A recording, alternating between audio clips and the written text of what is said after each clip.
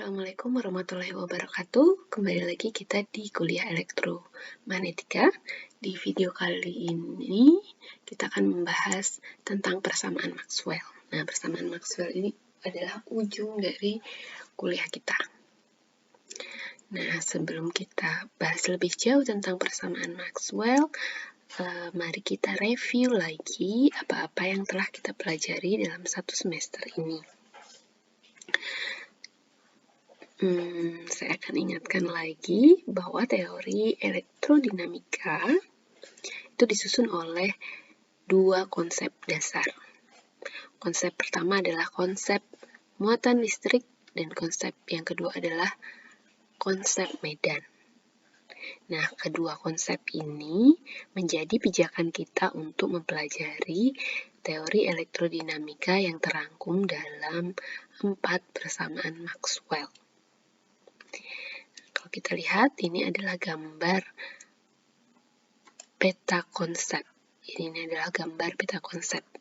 Nah, kita bacanya dari bawah ke atas. Jadi kita punya muatan listrik. Muatan listrik yang statis akan membangkitkan medan elektrostatik dan juga medan magnetostatik. Sedangkan muatan yang dinamis akan menghasilkan medan induksi. Saya ulangi, berawal dari muatan listrik, jadi muatan listrik yang statis akan menghasilkan medan elektrostatik dan juga medan magnetostatik. Sedangkan muatan yang dinamis akan menghasilkan medan induksi. Nah, ketiga medan ini, baik medan elektrostatik, medan magnetostatik, ataupun medan induksi, kita pelajari dengan teori medan.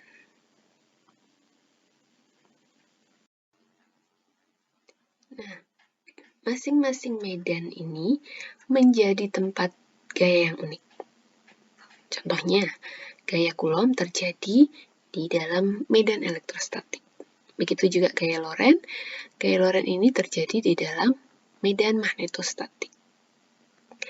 Nah, khusus untuk medan induksi, itu ada gaya elektromotif atau gaya gerak listrik.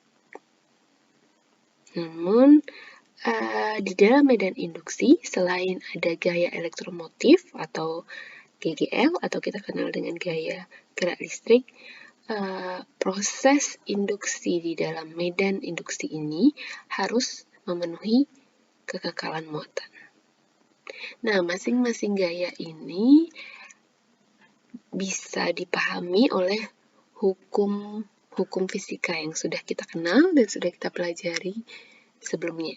Seperti hukum gaya Coulomb, kita pelajari dengan hukum Coulomb atau hukum Gauss, sedangkan gaya Lorentz bisa kita pelajari dengan hukum Biot-Savart atau hukum Ampere. Untuk gaya elektromotif bisa kita pahami dengan hukum Faraday, dan begitu juga kekekalan muatan kita pahami dengan persamaan kontinuitas. Nah, pada akhirnya semua hukum fisika yang menjelaskan elektrostatik, magnetostatik, ataupun induksi listrik magnet akan dirangkum ke dalam 4 persamaan Maxwell. Nah, jadi di sini ditekankan bahwa Maxwell merangkum semua fenomena medan elektrostatik, magnetostatik, dan medan induksi ke dalam 4 persamaan. Nah, 4 persamaan ini muncul dari 4 hukum yang sudah disusun sebelumnya.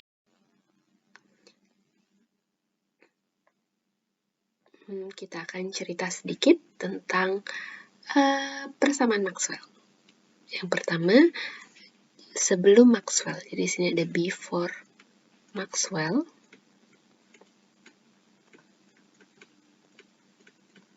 Itu kita punya persamaan. Yang pertama adalah persamaan yang disusun oleh Carl Friedrich Gauss. Ini biasa kita sebut dengan hukum Gauss. Disebut dengan hukum Gauss. Nah, apa arti dari hukum Gauss ini? Yaitu rapat muatan menghasilkan medan listrik yang menyebar. Jadi kalau kita punya rapat muatan di sini, katakanlah dia positif, maka dia akan memiliki medan listrik yang menyebar. Nah, ini adalah arti fisis dari persamaan cantik yang telah disusun oleh Carl Friedrich Gauss, atau kita sebut biasanya dengan hukum Gauss. Nah, yang kedua adalah, nah ini nggak tahu siapa yang menurunkan rumus ini. Biasanya disebutnya non-name kalau di buku Griffith. Nah, arti dari persamaan ini adalah tidak ada monopol magnet.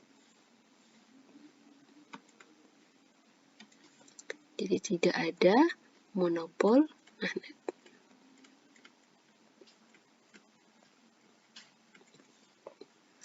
Nah, persamaan yang ketiga apa? Biasa kita sebut dengan hukum Faraday. Jadi persamaan ini disusun atau diturunkan oleh Michael Faraday.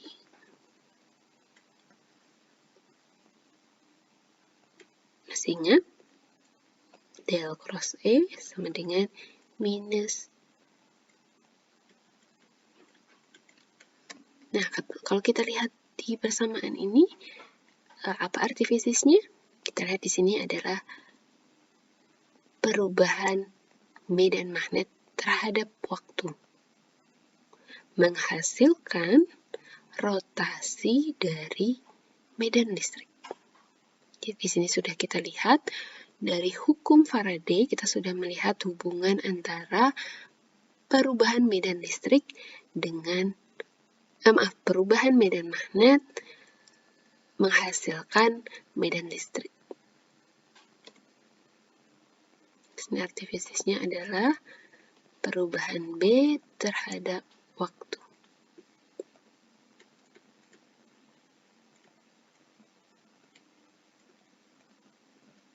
Menghasilkan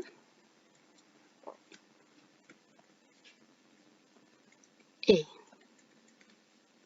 Ini kita sebut dengan hukum Faraday.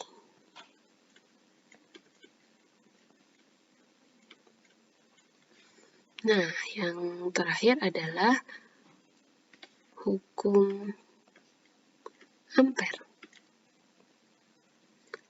Del cross B sama dengan mu 0 J. Ini kita kenal dengan hukum Ampere. Nah, apa arti fisis dari hukum Ampere ini? Yaitu jika ada J atau jika ada arus yang mengalir, maka akan ada rotasi B. Paham di sini ya? Jadi yang pertama adalah hukum Gauss, kemudian monopol magnet, tidak ada monopol magnet, kemudian hukum Faraday, dan hukum Ampere. Nah, kalau kita lihat di sini, ada satu masalah. Di mana masalahnya? Di sini dijelaskan bahwa ada perubahan B akan menghasilkan E. Tapi kita tidak melihat simetri atau tidak melihat hubungan apakah perubahan E itu akan menghasilkan rotasi B. Oke, saya lengkapi dulu. Di sini adanya jika ada J aja, jika ada J akan ada rotasi B.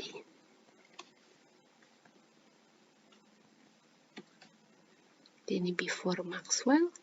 Nah, di persamaan sebelum Maxwell ini kita menemukan problem yang disadari oleh Maxwell, yaitu bagaimana dengan perubahan E terhadap waktu menghasilkan B, atau perubahan medan listrik apakah menghasilkan medan magnet. Nah, ini yang tidak ada atau tidak dijelaskan di 4 persamaan ini. Nah, inilah yang coba dijelaskan oleh persamaan Maxwell. Jadi, apa yang dilakukan Maxwell?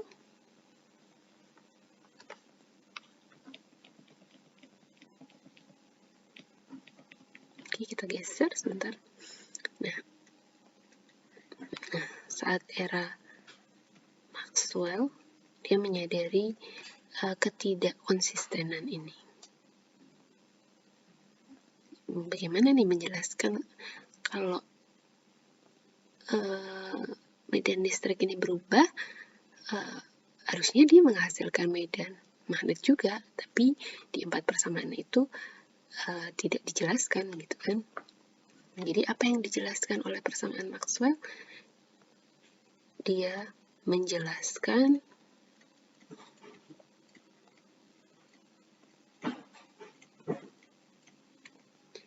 simetri dari medan listrik dan medan magnet. Jadi ada perubahan medan listrik akan menghasilkan rotasi magnet, dan juga kebalikannya, perubahan medan magnet akan menghasilkan medan listrik. Terus apalagi yang dilakukan Maxwell? Dia merevisi hukum Ampere. Dia akan temukan bahwa hukum Ampere ini memang berlaku di kondisi magnetostatik, tapi hukum Ampere ini tidak tidak konsisten kalau dipakai untuk elektrodinamik. Jadi kalau elektrostatis dia masih berlaku, tapi kalau untuk elektrodinamik dia tidak konsisten. Kemudian dia mengaitkan 4 persamaan tadi, jadi persamaan dari hukum Ampere, hukum Gauss, dan juga hukum Faraday. Jadi tugasnya adalah mengaitkan 4 persamaan di atas. Jadi sebelumnya 4 persamaan di atas itu dianggap sudah selesai untuk menjelaskan elektrodinamika. Dan tidak ada yang maksudnya 4 persamaan itu adalah 4 persamaan yang terpisah gitu yang menjelaskan. Dan mungkin pada saat itu belum ada yang menyadari bahwa 4 persamaan itu berkaitan. Nah, si James Clerk Maxwell inilah yang mengaitkan 4 persamaan di atas dan merangkumnya menjadi 4 persamaan Maxwell. Nah, tapi kontribusi terbesar dari Maxwell adalah konsep listrik dan magnet dirumuskan dalam bentuk medan. Jadi itu listrik dan magnet dirumuskan dalam bentuk medan.